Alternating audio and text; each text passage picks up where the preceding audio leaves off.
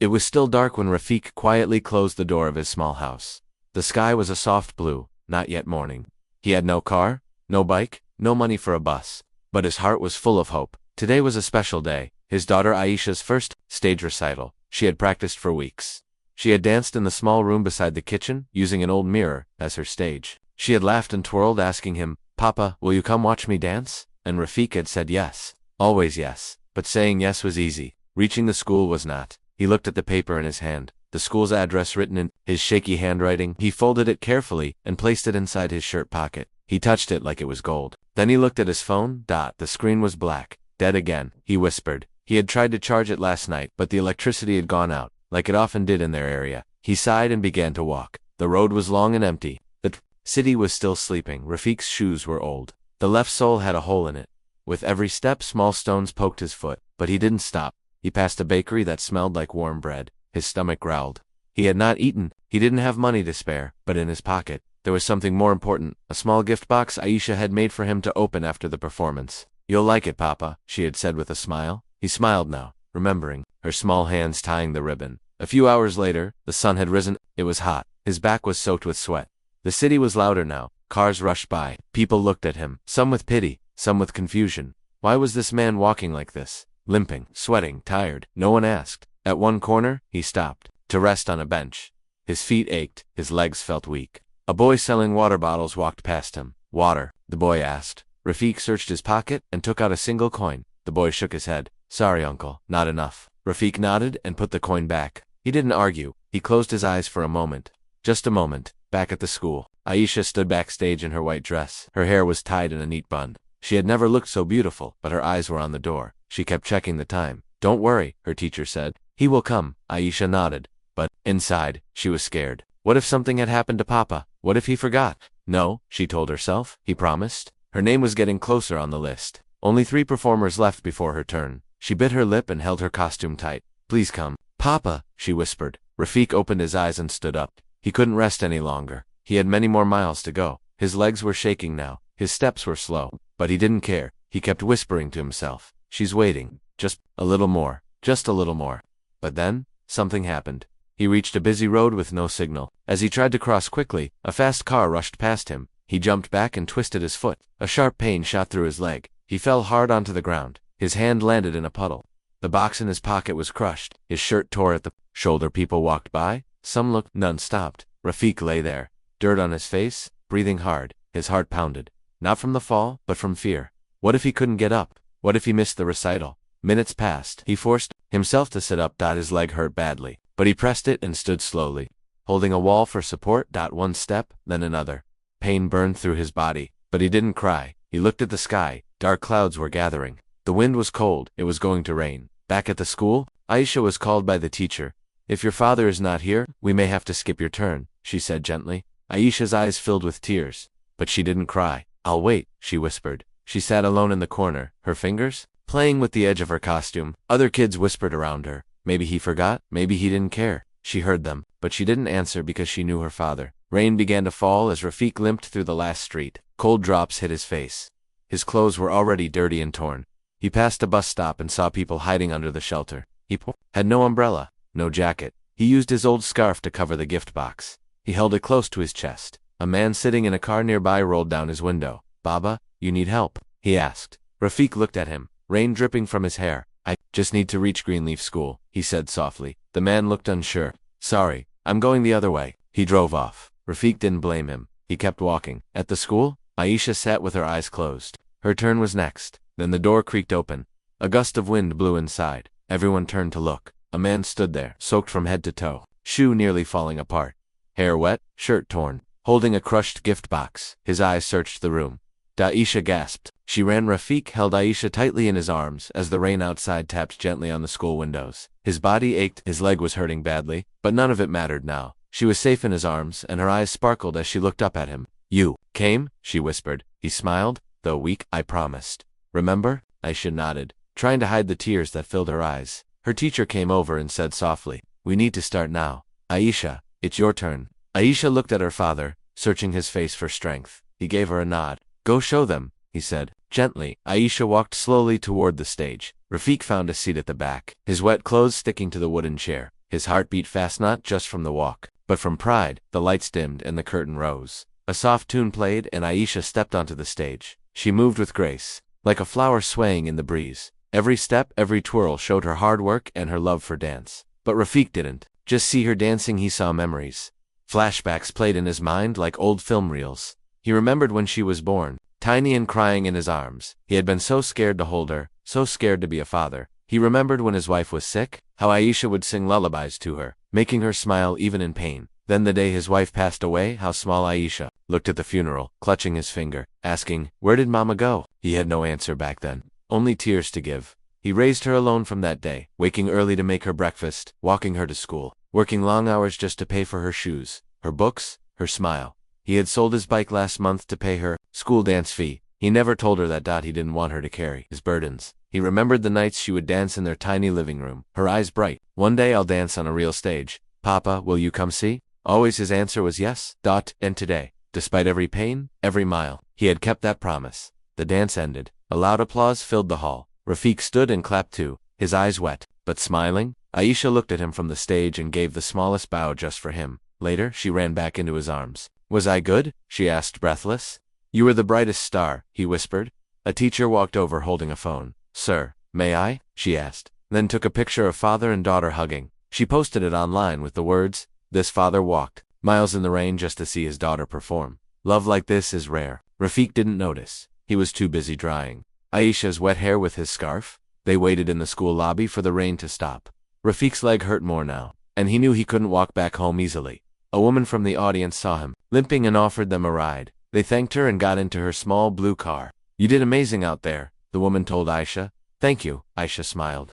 "He came so far just for me." Rafik smiled weakly but said nothing. He was tired, sinking into the seat. The ride home was quiet but peaceful. Back in their small home, Aisha took out a towel and gently wiped her father's feet. "You should rest, Papa," she said. He nodded, his body giving in. He lay down on the floor mat and closed his eyes. Aisha looked at the crushed gift box in his pocket. She pulled it out carefully and opened it. Inside was a small, hand-painted card from her to him, now wet and smudged. The colors had run, but the words were still there. "For Papa, my hero." She placed it near his pillow and kissed his forehead. Rafik, half asleep, smiled in his dreams. The next morning, they awoke to a knock on the door. Rafik opened it slowly. A man with a camera stood outside. "Sir, are you the father who came to the recital?" "Yesterday," Rafik blinked in surprise. "Yes, why?" The man smiled. "The internet is looking for you." Rafik didn't understand, but Aisha pulled her phone out and showed him the post. It had thousands of likes and shares. People from all over the world were commenting. "This is love," cried watching this.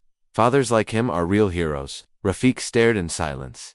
He had never seen anything go viral before. "But I just walked," he said. "Yes," Aisha replied, "but you walked with love." And the world noticed. The day started like any other, but something had changed. Every time Rafik walked outside, people looked at him differently. Some nodded with respect, others smiled gently. He wasn't used to this. He was just a father who did what any loving parent would do. But the world had seen his story and turned it into something bigger than he ever imagined. Aisha walked beside him, holding his hand tighter than usual. She had always looked up to him, but now her eyes sparkled with pride. Her friends at school ran to her the moment she arrived. "Your dad's famous," one of them said. Another showed her a video on their phone. It was her performance. But the focus wasn't just on her, it was on the man in the back, Roet, tired, limping, but clapping with all his heart. "Is that really your dad?" they asked. Aisha nodded quietly, trying to hide her shy smile. At work, Rafik's boss called him into the office. He hadn't been sure if he'd even keep his job after missing a day without notice. But instead, his boss shook his hand. "You've reminded us what real commitment looks like," he said. "Take the rest of the week off. Full pay." Rafik didn't know what to say. That evening, more people showed up at their home. Some were reporters, others brought gifts. One woman gave Aisha a new pair of dance shoes. "Your father inspired me," she said softly. Rafik stood near the doorway, feeling overwhelmed. He had never asked for any of this. All he did was walk. But now people were calling him a hero. That night, he sat in the quiet corner of his small home, thinking back to that day on the road. He remembered the heat, the pain in his leg, the fear of missing Aisha's performance. But most of all, he remembered something else: the moment he had helped the injured boy lying on the side of the road. He had almost forgotten about it. It had happened quickly. The boy had fallen off his bicycle and scraped his knee badly. No one had stopped. Rafik had torn a piece of his own shirt to tie Ranaboy's leg and waited with him until his brother came. Then he had continued walking without another word. But now, that moment came back to him clearly, and something told him it wasn't over. The next morning, Aisha came running to him with her phone. "Papa, look," she said breathless. A new video was spreading online. This time, it was security camera footage from a shop near that road. It showed Rafik bending down to help the injured boy in the rain. People had started sharing it, saying this man helped a stranger while on his way to help his daughter. He didn't stop being kind even when in pain. Rafik stared at the screen in disbelief. He had done it without thinking, yet now it was the reason people were calling him not just a father but a good man. In the comments, someone had written, "If anyone knows this man, tell him we're looking for him. His kindness gave me hope again." Aisha hugged him tight. "People are seeing the real you now, Papa." He smiled gently and placed a hand on her head. "That's enough for me." But it wasn't over yet. A well-known TV channel called the same day. They wanted Rafik to appear on a live talk show. "Just speak from the heart," the producer told him. No need to act. Rafik had never been on camera before. He wore his cleanest shirt, the one his wife had gifted him years ago. He held Aisha's hand as they entered the studio. The lights were bright. The crowd clapped as they walked in. The host smiled warmly. "Ladies and gentlemen, please welcome Rafik Khan, a father who walked miles through pain and rain to keep a promise to his daughter." The audience stood and clapped again. Rafik looked around, nervous. Aisha gave his hand a small squeeze. He took a deep breath and sat down. The host asked him many questions about the walk, the pain, the moment he almost gave up, and why he helped a stranger despite being late. "Because kindness isn't something we schedule," Rafik said simply. "It's something we carry in our pockets, ready to give whenever someone needs it." The audience fell silent. Some wiped their eyes. Others nodded slowly. The host ended the show by saying, "You didn't just walk to your daughter's recital. You walked into the hearts of millions." After the show, people stopped him on the street. Some gave him letters, others just thanked him. One man said, "My father left when I was little. Watching you made me believe again." Back at home, Aisha brought out the gift box he had carried through the storm. It was still a little bent and wet inside, but she had dried the card and fixed the ribbon. "This gift went through a journey too," she laughed. "Just like us." Rafik looked at the box, and then at her. "It's the most precious thing I've ever carried." And from that day forward, Rafik knew something deep inside had changed forever. He wasn't just a father anymore. He was a story people would remember, not because he became famous, but because he never gave up on love. Days passed, but the story didn't fade. More people came forward. A famous writer shared Rafik's journey on his blog. A painter made a sketch of him, walking with a broken shoe and gift box in his hand. The sketch went viral too. Some called it the Walk of Love. Rafik felt confused. He had never expected any of this. One day, a kind-looking man came to their home. He introduced himself as Mr. Haroon, head of a community charity. "We help people who inspire others," he said. "And you've inspired the world." Rafik looked down, feeling shy. "I only did what a father should do." Mr. Haroon smiled. "Exactly. That's what makes it powerful." He handed over an envelope. Inside was an invitation to a community awards event. Rafik was to be honored for his love and strength. Aisha clapped with joy. "Papa, you're a guest of honor." But Rafik hesitated. "I don't even have good clothes for such places," he said. That evening, Aisha opened her small savings box. She had collected coins and notes for over a year to buy new dance shoes. She took it out and placed it in her father's hands. "Use it to buy a new shirt," she said softly. "It's your turn to shine." Rafik looked at her with tears. "You are always my biggest treasure. I don't need anything else." The next day, they went to a small shop nearby. The owner recognized them. "You're the father from the video," he smiled. "Take whatever you like. It's a gift." Rafik tried to refuse, but the man insisted. "You've given this world more than any of us." He chose a simple white kurta and black waistcoat. When he wore it, Aisha beamed. "You look like a movie hero, Papa." That evening, at the event hall, Rafik walked in slowly with Aisha by his side. People stood and clapped. Some even cried. On stage, Mr. Haroon spoke into the mic. "Today, we honor a man who reminds us that love doesn't need riches or fame. It only needs heart." Rafik was called up. He walked to the stage, holding his daughter's hand. The lights were bright. He looked out at the crowd and took a deep breath. "I didn't know our story would reach so many," he began. "I only wanted to keep my promise to my daughter. I never imagined the world would care." His voice broke a little. "We're not rich, we don't have much, but we have each other. And sometimes, that's enough." The crowd clapped loudly. A few people wiped away tears. Aisha looked up at him with proud eyes. When the event ended, someone approached Rafik backstage. He was a man in a neat suit with kind eyes. "My name is Mr. Daniels. I run a school for performing arts. Your daughter has real talent. I saw her recital." Rafik straightened up. "Yes, she works very hard." Mr. Daniels smiled. "I'd like to offer her a full scholarship. She deserves a stage." Rafik's mouth fell open. Aisha gasped. "Really? A real dance school?" "Yes." Mr. Daniels nodded. "Her father walked miles to keep a promise. Now we want to help her go even further." That night, as they walked home under a sky full of stars, Rafik held Aisha's hand tightly. See where your dance took us, he whispered. No, Papa, she smiled. See where your love took us. At home, Rafik placed the invitation card from the award ceremony beside the crushed gift box on a small shelf. It became a corner of memories, one filled with pain, strength, and love. The next morning, their neighbors gathered outside with food, flowers, and cards. One old woman said, "You reminded us what love looks like." A young man said, "My father and I haven't spoken in years. I'm going to call him today." Rafik listened, overwhelmed. He hadn't set out to change anyone. He only wanted to be a good father, but somehow, his simple walk had become a light for others. A local TV reporter came again and asked, "What would you say to all the fathers watching you now?" Rafik thought for a moment. "Don't wait for the world to understand your love," he said. "Just give it, in small steps, in big sacrifices, in quiet promises. Love doesn't need an audience. But sometimes, the world watches anyway." Later that evening, Aisha practiced her dance in the same small room. But this time, there was something new, a soft joy in her steps, a hope in her eyes. Rafik sat nearby, watching her quietly. His legs still hurt.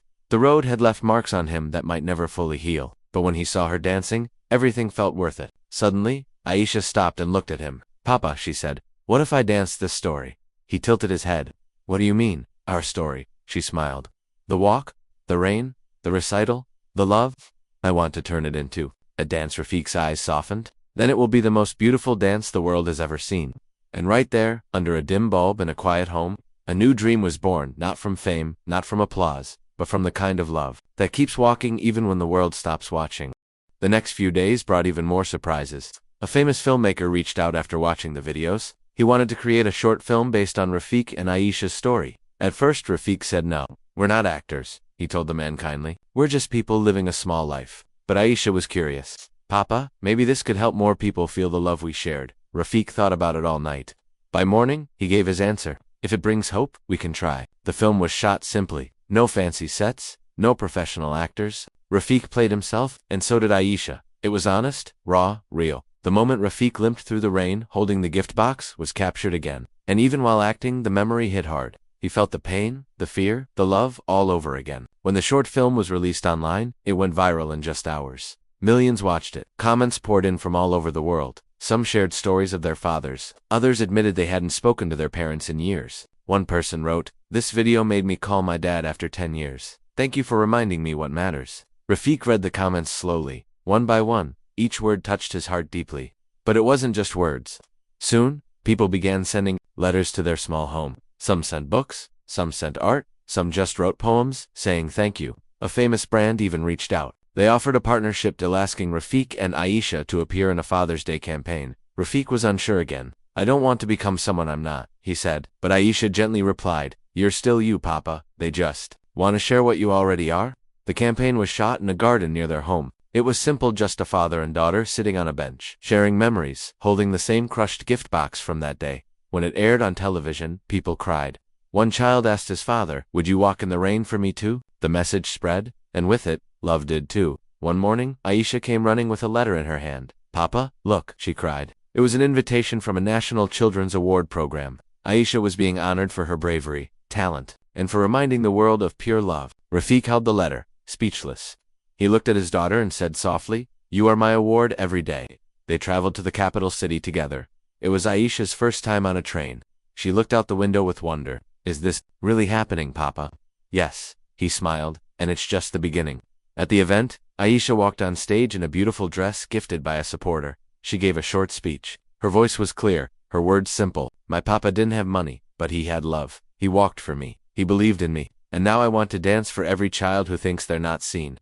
The audience stood in silence, then burst into applause. Rafik sat in the front row, tears in his eyes, his hands folded with pride. On the way back home, they stopped by a small shop to buy some sweets for their neighbors. The shopkeeper recognized them and refused the money. "People like you remind us of goodness," he said. Back home, neighbors gathered to welcome them with flowers and cheers. Rafik felt shy.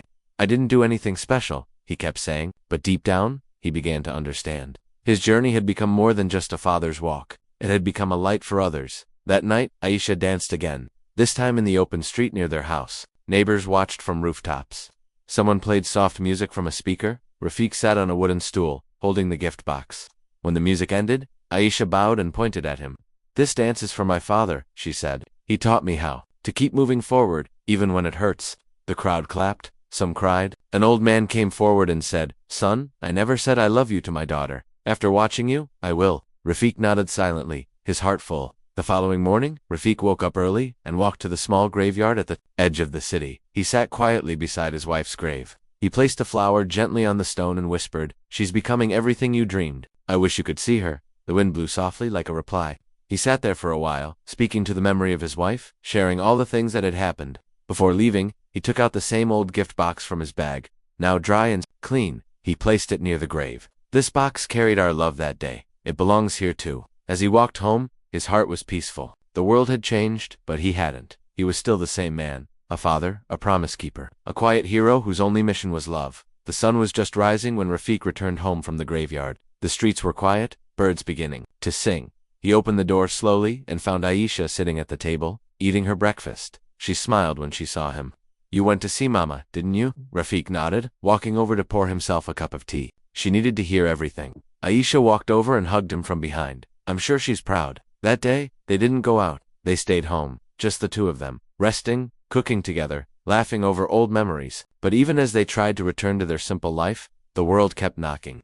More calls came. News channels, magazines, schools. They all wanted interviews, visits, speeches. Some wanted to turn their story into a book. Others wanted Rafik to speak at events. One evening, after dinner, Rafik sat in silence, looking at the growing stack of letters and invitations on the table. Aisha watched him. "Papa, are you okay?" He looked up slowly. "I don't know who I am anymore." She frowned. "What do you mean?" "I was just a father. Now people treat me like a star. But I don't know how to live like that." Aisha came and sat beside him. "You don't have to be anything else. Just keep being you. That's the person they all love." He nodded. Slowly, "It's just, I'm scared. What if it all goes away tomorrow?" Aisha smiled gently. "Then we'll still have each other. We had each other before all this. We'll have each other after." Rafik reached for her hand and held it tightly. You always know what to say the next day. A man knocked on the door. He introduced himself as Mr. Salman, owner of the factory where Rafik had worked before losing his job. "I heard your story," he said, "and I remembered the man who never came late, who always stayed back to help others."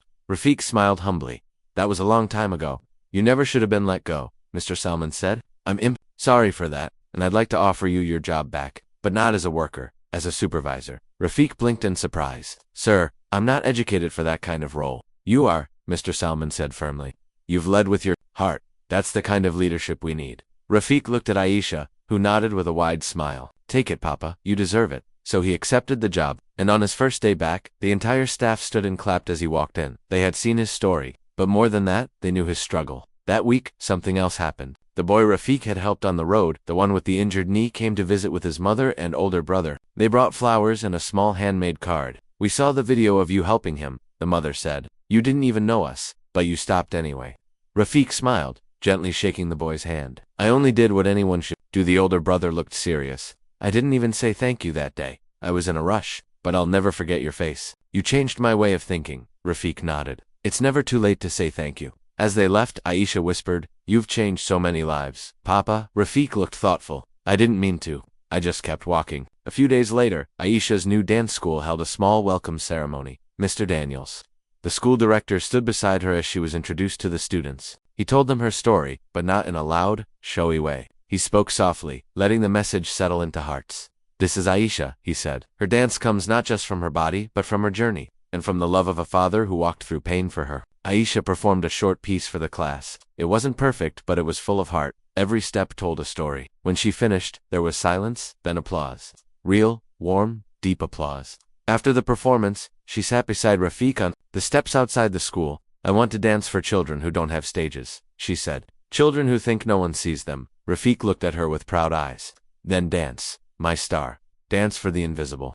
Make them feel seen." That night, Rafik sat in their small room and took out a notebook. He had never written much before, but something inside him wanted to put down everything. The walk, the rain, the fear, the pride. He wrote slowly, in simple words, not for fame, just for memory. For Aisha, for the future. A knock at the door interrupted him. It was the young man from the street, again the one whose brother had been injured. He held a camera in his hand. "I'm studying film," he said, "and I want to make a documentary about you, about the walk, about what love looks like in silence." Rafik looked at him, then nodded. "If it helps one person remember what love is, then yes." The boy smiled. "That's all I want." As the camera rolled and questions were asked, Rafik spoke simply. He didn't need big words. His heart said enough. And somewhere in the middle of that quiet evening, with a camera capturing his eyes, his voice, his truth, Rafik finally understood. He had not become famous. He had simply been seen, truly seen, not for the clothes he wore, not for the house he lived in, but for the love he carried, the kind that walks without stopping. Aisha stood in front of the mirror, tying the ribbon on her dance dress. Her hands trembled slightly, but her face showed calm. Today wasn't just another performance. It was the first time she would perform her original piece, The Walk of Love, a dance inspired by her father's journey. The small auditorium was already full. People from different cities had come to watch. Some were strangers, some were supporters, and many had followed their story online. Rafik sat quietly, in the front row, holding a small bouquet of flowers and wearing the same white kurta he wore to the awards ceremony. His heart thumped in his chest. He knew the story behind the dance. He had lived it. When the lights dimmed, silence fell over the room. A single spotlight appeared on stage. Aisha stepped into the light. The music began soft, slow, filled with emotion. She moved like a feather in the wind, every step full of memory. First, she showed a little girl dancing alone in a small room, then a father promising to come see her. Then came the rain, the pain, the fall, the gift box held tightly against the storm. The audience watched breathlessly, Rafik's eyes filled with tears. He saw himself in every movement. When the music slowed again, Aisha mimed collapsing to the ground. The spotlight dimmed. For a few seconds, everything was still. Then a soft golden light appeared from above. Aisha stood slowly, held an invisible hand, and danced forward with new strength. The message was clear: love keeps going, no matter what. When the dance ended, the hall stayed quiet for a moment. Then applause filled the room like thunder. People stood. Some cried. Rafik stayed seated, both hands pressed over his mouth. Too moved to speak, Aisha bowed, then looked straight at her father. She gave a small nod.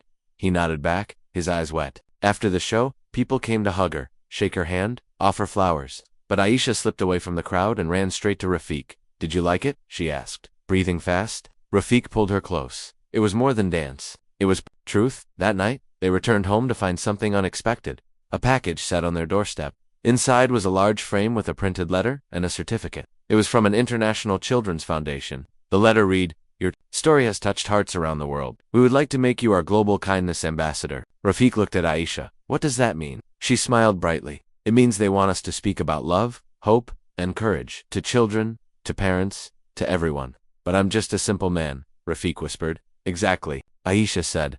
That's why it matters. In the following weeks, Rafik and Aisha visited schools, community centers, and even hospitals. They didn't give long speeches. They told their story in simple words. Aisha danced. Rafik shared his journey. People listened. Many cried. One day, a young boy walked up to Rafik after an event. He held up a torn photo of his family. My dad left us. The boy said, but I want to be like you when I grow up. Rafik knelt beside him and placed a hand on his shoulder. You already have something many don't, he said. A heart full of love. During one of the school visits, a teacher showed Rafik a wall filled with drawings made by students. There were pictures of fathers walking in the rain, little girls dancing on small stages, and boxers wrapped in ribbons. Your story became art, the teacher said. Rafik looked around in awe. I never knew love could leave footprints like this. Back at home, Aisha placed the kindness certificate beside the award and the dried gift box. Their shelf of memories had grown, but it wasn't about trophies. It was about moments each, one holding a piece of their journey. One quiet evening, Aisha said something that made Rafik pause. Papa, I want to write a book. For children who feel forgotten. I'll tell our story, but I'll tell it like a fairy tale. A tale of a girl whose father fought storms to keep his promise. Rafik nodded slowly. That story already lives in you, but I want it to live in books too, she said. So even long after we're gone, they'll remember what love looks like. Rafik sat back, closing his eyes. Then let's begin writing. Together, they started working on the book. Aisha drew the pictures. Rafik helped with the words, page by page. They told their tale not with perfect grammar, but with perfect heart. As the book neared completion, they were invited to a national storytelling festival. Aisha would read the story aloud while Rafik sat beside her on stage. When the day came, the hall was packed. Children sat on the floor, eyes wide. Parents sat behind them, many already knowing the story. Aisha began to read. Her voice was soft, but full of feeling. Once there was a little girl who dreamed of dancing on a stage, and a father who promised he'd never miss it, even if he had to walk through the storm. She paused and looked at Rafik. He nodded, eyes full. And that promise, she continued, carried her all the way to the stars. When the reading ended, there was silence. Then claps, cheers, and even hugs from strangers. One woman said, "This is not just your story, it's ours too." That night, as they walked home under the stars, Aisha held Rafik's hand. Papa, I think this is what Mama wanted, for us to be strong, to love hard, to never stop walking. Rafik squeezed her hand gently. And we will, my star. One step at a time. Months passed, but the story never faded. Rafik and Aisha's lives changed in quiet, meaningful ways. They still lived in their same small home. The walls were old, the kitchen small, but the love inside had only grown deeper. People continued writing to them. Some letters came from faraway countries, a few came from children in hospitals, others from parents struggling to make ends meet. One letter read, "Your story saved my family. I was going to give up, but now I choose to stay. For my children." Rafik read each letter with care. He didn't see himself as someone special, but these words reminded him that love had power, even the simple kind. Aisha's book was published a few weeks later. It had colorful drawings and soft, simple language. Schools added it to their reading list. Libraries placed it on their shelves. One day, a teacher sent them a video. A classroom full of children sat in a circle, reading the story aloud. At the end, one child said, "I want to be like that father." Rafik wiped his eyes watching it. "That's more than any award," he said softly. Aisha was now growing fast, not just in age but in confidence. She was invited to perform at an international youth arts festival. It was her first time leaving the country. Rafik walked her to the airport, holding her bag and trying to hide the worry in his eyes. "Are you nervous?" he asked. She smiled a little. "But I know you're with me, even if I'm far." "Always," he said. "You carry my heart with you." The moment she boarded the plane, Rafik felt both proud and afraid. She was still his little girl, but now she was flying on her own wings. While she was away, Rafik spent his time visiting local schools and hospitals. He sat with fathers who had lost hope. He listened to children who missed their parents. He never gave lectures. He just told his story, simple and true. One evening, while walking home, he saw a young boy crying alone near a tea stall. Rafik knelt beside him. "Are you lost?" The boy nodded. "My father never came to pick me." Rafik sat with him, waited, and offered his scarf to wipe the tears. When the boy's uncle finally arrived, he said, "Thank you for staying." Rafik smiled gently. No child should feel forgotten. That night, he thought about all the children who never had someone waiting for them. He made a decision. The next morning, he visited the local council office with a plan. "I want to start something," he told them, "a small place where children with no one can feel loved, just like my daughter always felt." The council agreed to support the idea. Within weeks, a small center was opened.